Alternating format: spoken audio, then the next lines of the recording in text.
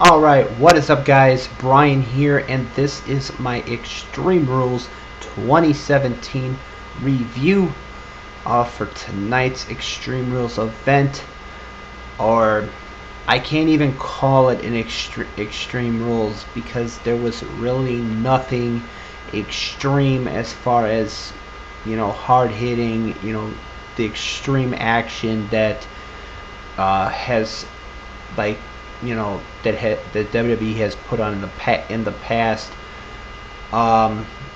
There were only there was only two good matches on this card, in my opinion.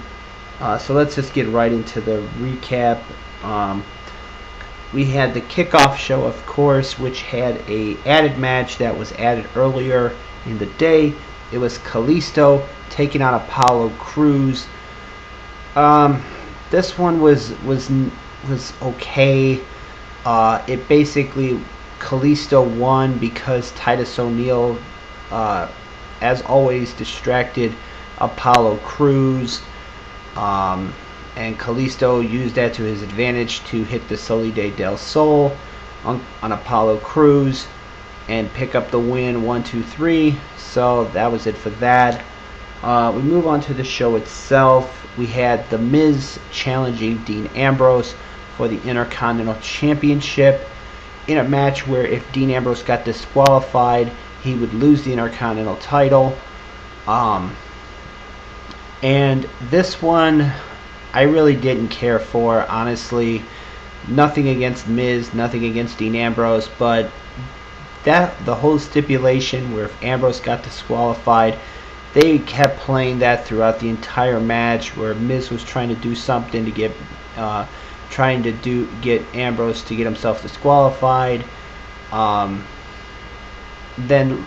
near the end of the match was when things started breaking down. Miz told Maurice, who was on the apron, to slap him while the referee was distracted. She did. The referee was like, "Wait a minute, what are you doing? And he then would eject her from ringside. Then, while the referee was distracted again, while watching Maurice walk back up the ramp, Miz would shove Dean Ambrose into the referee, knocking him out of the ring, trying to get the referee to think that Dean Ambrose hit him on purpose to try to get him disqualified. And it looked like the ref was going to disqualify Dean Ambrose, but that was not the case, as Miz would sneak up from behind, hit the skull-crushing finale on Dean Ambrose, and become, for the 7th time in his career, the new Intercontinental Champion. So, like I said, this match I really didn't care for that much. It was just pretty much, it was just what you thought it would, what people thought it was probably going to be. The second match of the main show was the mixed tag match. It was Noam Dar and Alicia Fox taking on Rich Swann and Sasha Banks. This one is another one I didn't really care for. Swann and Banks won as expected, as I thought they would. It was not really a good matchup, I'm sorry to say, but it was not at all. So that's it for that. We saw the Raw Women's title on the line. It was a kendo stick on a pole match. Alexa Bliss, the champion, defending against Bayley. The question going into this one was, could Bayley go extreme?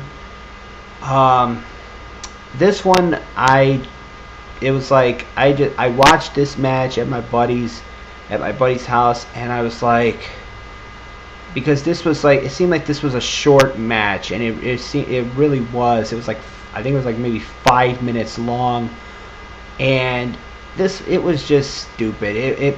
It was like Bayley got the kendo stick down first.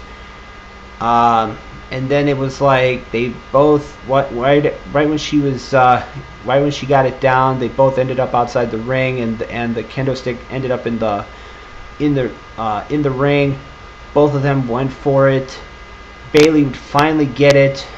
She would look like she was going to use it, but she hesitated, and that's wound up cost her, as Alexa Bliss would get hold of the kendo stick and start using it on Bayley, and then would hit that snap DDT of hers and score the win and retain the Raw Women's title. Honestly, like I said, this match, I'm sorry, but it was not the best match either. I really didn't enjoy that one as well. The next match was the Raw Tag Team Titles Steel Cage match. It was Cesaro and Sheamus challenging the Hardys. And you want to talk about confusing. This one was very confusing because in this match, it was not like a regular cage match where pinfalls and submissions counted as well as escaping the cage. It was both team members had to escape the cage at the same time, or not at the same time. Both team members had to escape the cage in order to win. So good. This was a good match. I somewhat enjoyed it. Jeff Hardy got out of the cage first, and I'm thinking, okay, it's going to be 2-on-1, but he's Jeff's going to help Matt out a little bit.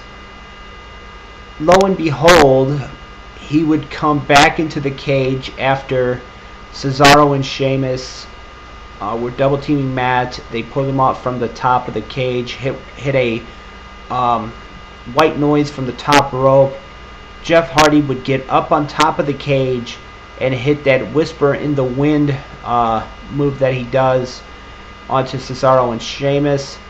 And then it kind of got where it basically it was like a restart, where now, or a reset as the commentators mentioned, where now both, as I mentioned, both team members would have to climb out of the cage and it was kind of a race to see who could get out of the cage first. You had Cesaro and Sheamus climbing over the top of the cage, and then Matt Hardy and try to pull Jeff Hardy out the door, but it was Cesaro and Sheamus hitting the floor first and becoming, for the second time in their career as a tag team, the new Raw Tag Team Champions. As I mentioned, very confusing type of match at Extreme Rules for that cage match. But congratulations to Cesaro and Sheamus on becoming the new Raw Tag Team Champions. We had the submission match between Neville, the champion, and Austin Aries. This one, I actually really liked it. I really enjoyed this matchup. I know going in, I thought with this being a submission match, this was going to be like this was not going to be an exciting matchup. But watching it, I thought it was pretty good. Both guys, trying to go for submissions. Neville, using the rings of Saturn. Aries with the Last Chancery. Near the end of the match, Aries would lock in the Last Chancery. Neville would find a way to get out outside the ring, but Aries would keep the hold locked on, would lock in the Last Chancery on the outside of the ring, making Neville tap out. But the referee was like, no, you can't do that. You have to have it inside the ring. And then pretty much Aries would go to hit a dive through the ropes onto Neville, but Neville would move out of the way. Aries would crash and burn. Neville would roll Aries back in the ring, hit the red arrow off the top rope, and would land on Aries' back and then would lock in the rings of Saturn and make Austin Aries tap out. So Neville is still the Cruiserweight champion. Honestly, I thought Aries was going to win. I thought this was going to be the time that they put Aries over, but that was not the case. But I thought the matchup was actually pretty good. Which brings us to the main event.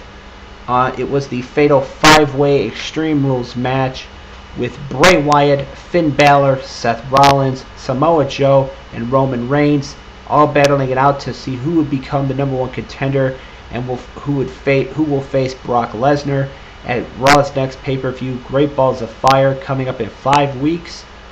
And you want to talk about an awesome main event. This was an incredible main event. All 5 guys putting everything on the line to win this match. Rollins hit a frog splash from the top rope onto Bray Wyatt through the announce table. Roman Reigns hit a spear on Samoa Joe and Finn Balor when Samoa Joe had Finn Balor locked in the Coquina Clutch. And then Roman Reigns would hit a spear on both of them through the barricade. You had Superman punches, chairs. You had Sister Abigail's being hit. But in the end, it was Samoa Joe taking advantage of an opportunity. Finn Balor hit the coup de grace on Roman Reigns, but before he could go for the pin, Samoa Joe came into the ring, locked in the Coquina Clutch, and made Finn Balor pass out. So now Samoa Joe is the new number one contender and will face Brock Lesnar for the Universal Championship at Great Balls of Fire coming up in 5 weeks. But overall, my thoughts on Extreme Rules was there was really nothing extreme about this pay-per-view, about this event. 2 titles changed hands. I thought it was okay. But it was just not one of the best events that WWE has put on. I did think the main event was awesome, was incredible. I thought Neville and Aries was pretty good, but other than that, there was really nothing else on this event that made it scream that it was a great pay-per-view or a great event.